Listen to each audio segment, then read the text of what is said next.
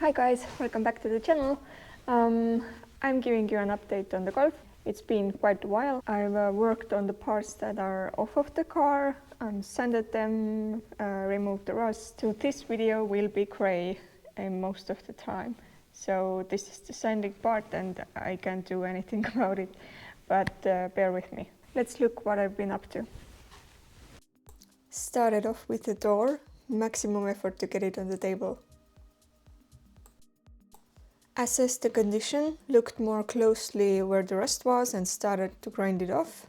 Realized that this will take forever and switched to the harder guns.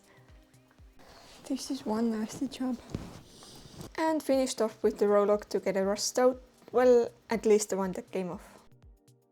I have to tell you that everything shown today is just how I'm doing it in here and with these conditions, and what I've learned is that yeah, there are some basic rules, but as the industry is evolving every day, there are different techniques, styles and tools car painters use.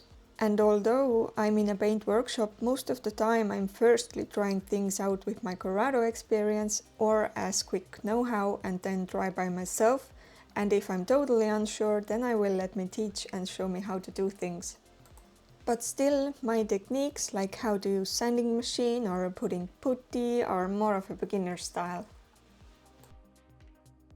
I did do things not in the best order. This is what I should have done firstly, clean the door with the degreaser and look for dents and mark them with sanding paper. The glossy surface will show everything better. Then I continued with the inside of the door, removed the rust and started to sand the surface even. I have to use this kind of like rust converter for the rusty part that doesn't come out. It just like brings the corrosion out a bit so we can grind it tomorrow if this is dried. You have to use a pencil, a different like this isn't a pencil, brush and some other stuff to put that in, because if you put the brush in here then the rust will go inside here and it starts to react, and this is not what we want. So I haven't used it, I'm just gonna wing it. Well, I didn't think that through. Hold on to your life. This was tricky because I had just put the rust converter on the door and I didn't want to mess it up with my clothes. This is what it looked after over 12 hours of trying, then grinded it off, and indeed many parts got better or even rid of rust spots. But not all, and bear in mind that with every rust removal you are removing the metal too.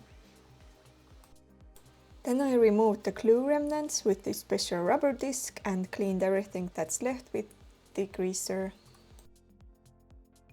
And sanding time, because we need to use the epoxy prime to bare metal and then filler prime everything. I used the 240 sanding paper and red Scotch Brite pad on the difficult parts. And while sanding I discovered multiple rust spots. I am putting the rust converter back on, it will stay under the epoxy primer. Then sanded the outside surface more even. Apparently I didn't catch it on the video. Firstly I used the sanding machine and 120 and 180 paper to get started. Then I used the long sanding block and did the X motion to get some bumps and dents showing and sanded out what I could by hand, because machine will imitate the surface underneath. Then, because you shouldn't prime on the handmade scratch, I did finish it with the 240 and sanding machine, if I remember correctly. And when sanding the part, when the paper meets metal, then you know that the paper will go bad quicker. And then repeated it all with other door, this time in the better order. Removing seal, did everything in the inside part, rust, sand, glue removal and then sand. Then on the outside part cleaned, looked for dents, removed rust and then did all the sanding steps. We are not going to change the rusty parts, we are, and I just searched the English meaning like 15 minutes and looked with part horror what is coming for me. I will probably learn to use a lead filler This is rather old school way, but hey, this is an old school car. And of course did all the plastic parts as well, so many things, and this is just the first round, and we still have the whole car to do. You know what's interesting? The door, what was that, airbag, stopper, buffer, that goes under the door, they are in so good condition. No rust whatsoever.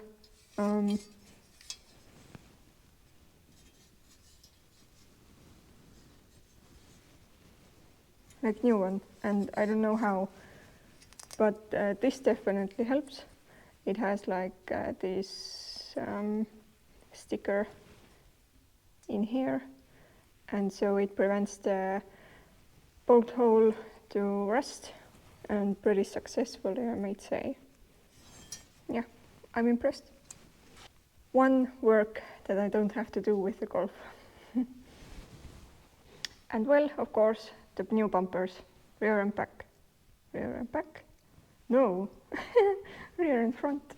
So these are new, but they're aftermarket. So which primer they have on is the transportation primer, which is good. I don't know how to else put it. So definitely recommend to sanding it off, and not off, but sanding it matte, and then put the correct primer on it. And what's also bad with the aftermarket special bumpers are not even. They have bumps and dents and everything. They are not even at all.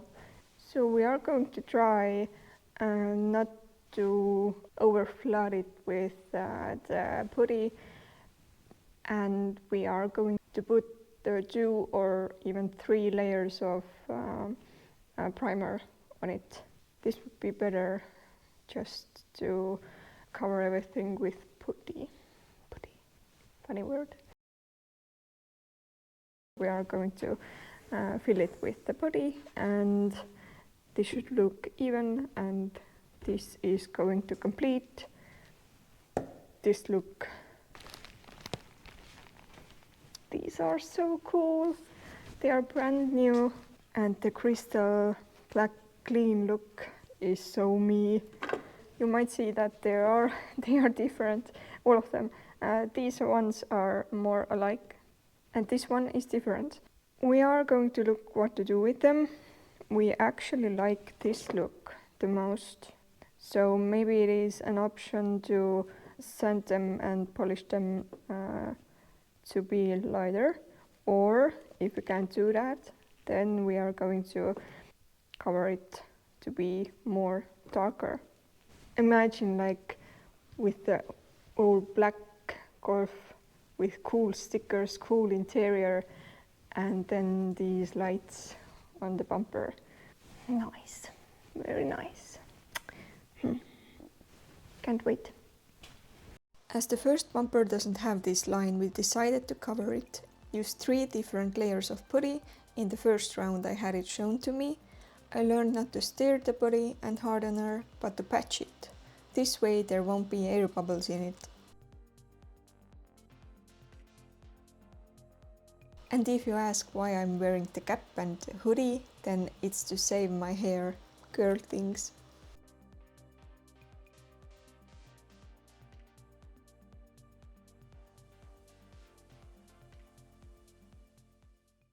Oh my god, my English is out of the window. Okay, you might notice where this belongs, in the front, and I have to clean the paint off of it completely, because you see the rust spots. It's under the paint everywhere, so I decided to clean it up. And why I'm doing it manually is because I wanted to do it in the chamber where the sand cleans it, but because it's too thin layer of steel, it will make the part like wavy and uneven, so it would be bad. And this is why I'm doing it by hand.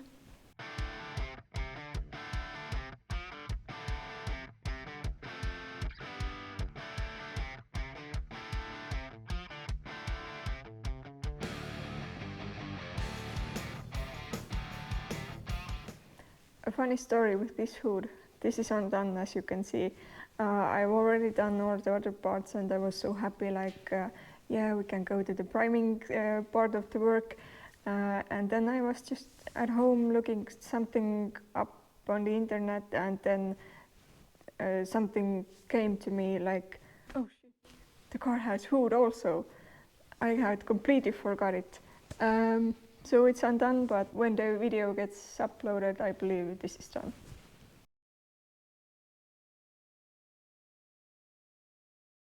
So I think I got all the things covered. I have to prime it myself. I want to. I haven't done it since the Corrado, and I haven't done it in the proper room with proper conditions. I just did it in my home garage. So this will be another experience for me. I hope I don't mess up much. If you want to see the progress of this Golf, then hit the subscribe button. I hope it's in here or here. And thank you guys for commenting, liking, subscribing, and being with me on this journey. And see you in the next video. Bye!